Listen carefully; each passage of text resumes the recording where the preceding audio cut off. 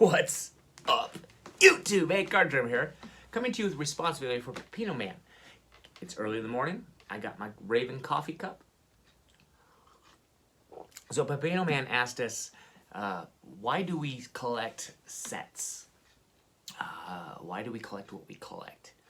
And it's not a contest, it's just a response to him so he understands and sees other people's. And Pepino Man, I want you to begin to watch this because I know it might be a little lengthy, but you might want to watch the whole thing because you are the inspiration, sir. You are the absolute 100% inspiration behind what I do when it comes to my sets and collecting sets. So, back in the day, I told you guys probably already heard the story. An old man I cleaned out his garage, gave me a bunch of old baseball cards. There were boxes full. There was stuff in there from the 60s, 70s, 80s. I mean, there was great cards like Joe Namath rookies and Roger Starbuck rookies. And there was Wayne Gretzky rookies and just, I mean, tons of baseball. I can't even begin to tell you what was all in there.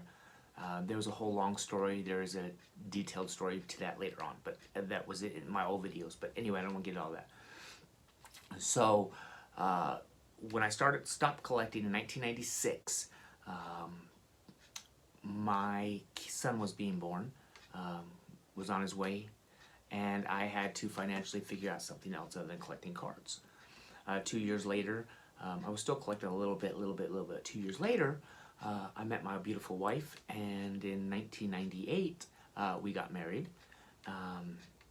And we have been married for 22 years, 23 years, somewhere in that area. But I still haven't stopped collecting. I've been collecting, you know, here and there. But when you have a family of one, you know, with your son, and you go to a family of 5 children instead of 1, it totally just revolves, you know, everything changes. So collecting for me wasn't a big priority. Raising my kids were a big priority. So anyway, I still collected here and there, you know, a little bit of Raven cards and some baseball cards. If I could find a small collection, me and my sons would buy it, and even my daughter, which was big in basketball, both my daughters were big in basketball, we would collect those cards, and they still have their binders and stuff like that. But anyway, I'm going to flip this camera around. I'm going to show you what I'm talking about. So, Pepino, you are the inspiration behind this. These cards lived in a box for many years. And I saw your video when I first came into YouTube about cards, and I saw your sets sitting behind you in a video, and I said, wow. And you were talking about your sets, and I said, man, that is absolutely what I want to do.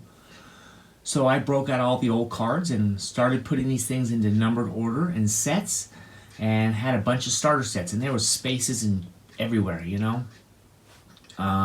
And so there, you know, it has been a lot of work. For the past 5 years, I have been working on this.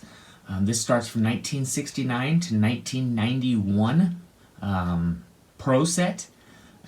So I have been working real hard on this, but I took this this idea and I crossed it over to my Baltimore Ravens, which these are all Baltimore Raven autographs and rookies. All the base cards from going from 1996 to 2019 are all in binders.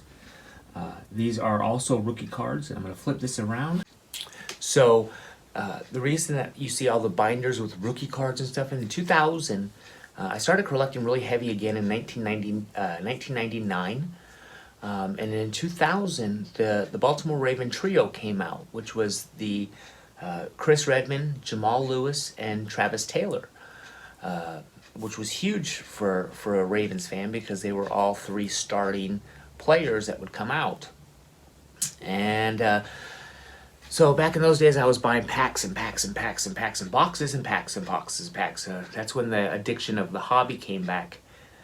My wife threw a fit. I can't even begin how much in debt I got us into because of cards. But here's the kicker of all things. Between buying boxes and pulling all these Baltimore Raven cards out, I can't even begin to tell you. I can't even begin to imagine to tell you how many Tom Brady rookie cards I had. I can tell you that there was a small binder probably, I wouldn't lie, probably 100, 200, maybe, somewhere in that area, of Tom Brady rookie cards that I literally gave away.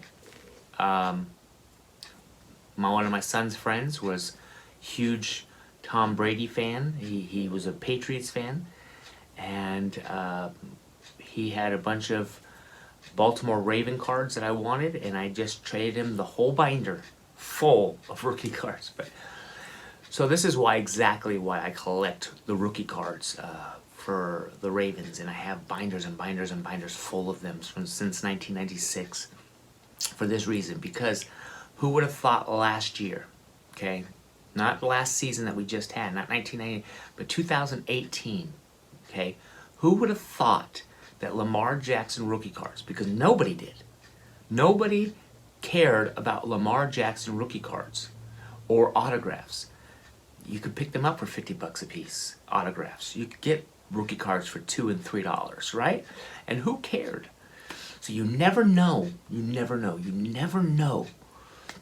if a player has one breakout season, one that just defines him, his stuff just flies up, right?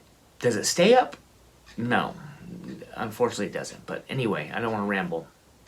But so that's why I collect all the rookie cards, because if I have doubles and triples and quads and all that stuff, and player flies up, and a lot of players bust. Don't get me wrong, they bust. It's just really, for me, it's just to look at. It's a legendary thing for me. Reminds me of what I had and what I don't. But anyway, so this is for you, Pepino Man. I thank you. You are truly, truly the inspiration behind my binder collecting. One day I'll get all the binders together, the right binders, but again, it's all budget friendly. I want to thank a special guy that Cometh an Egg sent me to. His name is Jeff. Jeff has been amazing. This guy has hooked me up. He has a bunch of vintage cards that I send him my vintage lists, and he goes through all his vintage cards, pulls them out, and we trade for modern numbered cards. So a lot of people asked why I keep buying all these numbered cards, because it's a trade for me. I get vintage cards, he gets the numbered cards. We're both happy. So again, thank you, Jeff. If you ever get a chance to watch this video, you have been an amazing help to me completing these sets. I want to thank all you YouTubers who have reached out, my Facebook groups that have reached out and helped me build these sets, because I cannot do it by myself. I do not financially have the money to just put them all together, so it just takes time. You got to be patient with it and just keep looking and do budget friendly, because everybody's budget's different. So if your budget can't afford a mint 1969 Joe Namath, that's okay, because your budget says what it can. Buy the budget one you can. Eventually, in time, take it out, put a better one in, and as time goes by, that's what I have on my list. That's why you ever see replacements, is because it's one I want to replace later on. So thanks for watching. Peace. God bless. And big dreams, everyone. Big dreams. And thank you again, Pepino Man, Jeff, and the YouTube community. I love you all.